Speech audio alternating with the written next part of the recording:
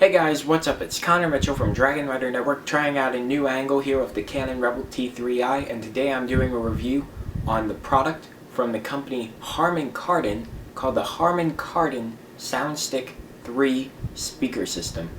Really big thanks to them for sending these out for review. I've had about 3 weeks to review them, and now I'm here with my full review. So anyway, let's get started.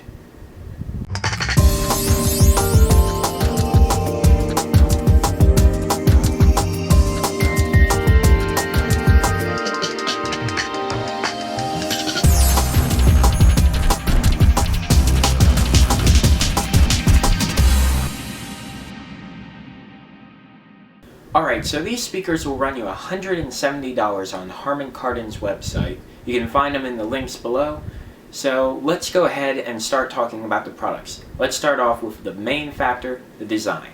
The design of these speakers comes in a 3-speaker design. 2 satellite speakers and 1 subwoofer. The 2 satellite speakers are pretty cool. They come in a sleek plastic design that's definitely very jet-lined. They're completely vertical and have 4, speaker output areas on each one. And they sound pretty good. They're very good for the highs. And then the subwoofer, as you can see in the back, is definitely the real centerpiece of the entire speaker system. That's where you get most of your power. It's where you control how much bass you have in and out of the music. And it works pretty well. The speakers are controlled by volume by touch-sensitive buttons on the satellite speakers. However, I found these to be, at some times, not as responsive as you may want, and sometimes you couldn't really tell if the volume was going up or down at all. Another thing I don't really like about these speakers in terms of design is the fact that they have no headphone jack. Much similar to the ones on my Bose, which you can see right behind me. Those ones do have a headphone jack, and they have a knob to control the volume, which makes it not only easier to control the volume, but you actually see how much volume you are taking up and what levels you are at.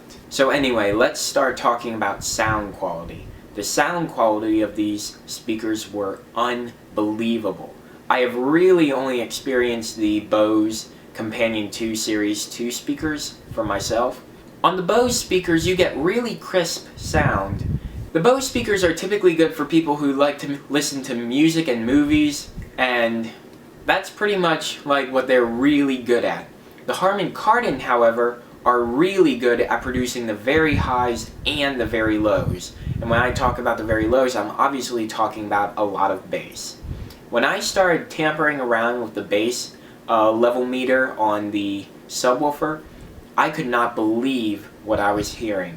When I had turned it up and started playing some music, my room literally started shaking. It was unbelievable how much bass these things can put out, and it really is an unbelievable sound.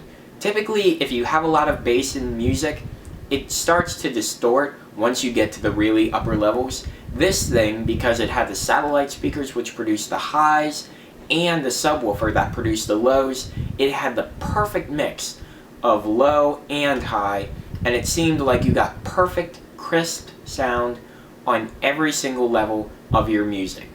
Now, what didn't I like a whole lot about it? Well, the music though, even though it was really great sounding, it was really hard to control, to be honest.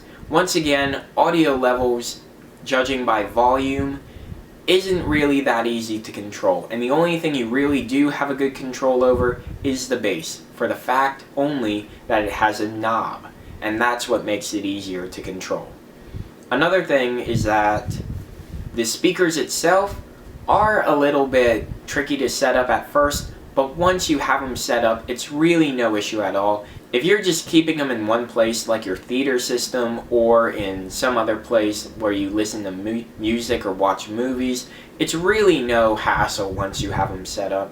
My only suggestion, though, is that they really should get the issue with controlling volume settled, because you really need to get some kind of feedback for that. So what's my final thoughts on these speakers? Well, they are really great for listening to music and watching movies and doing a whole bunch of other media experience things, and they come at a really reasonable price for a lot of people.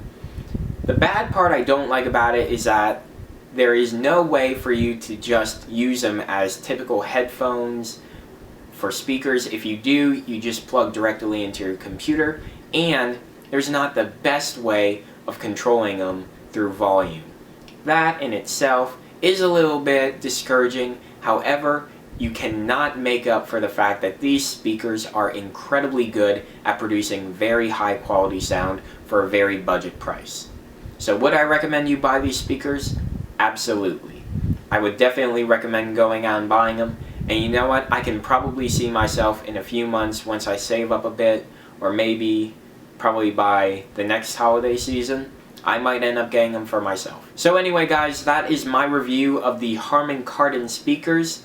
Really big thanks to the company Harman Kardon for sending these out, and really big thanks to the company PR.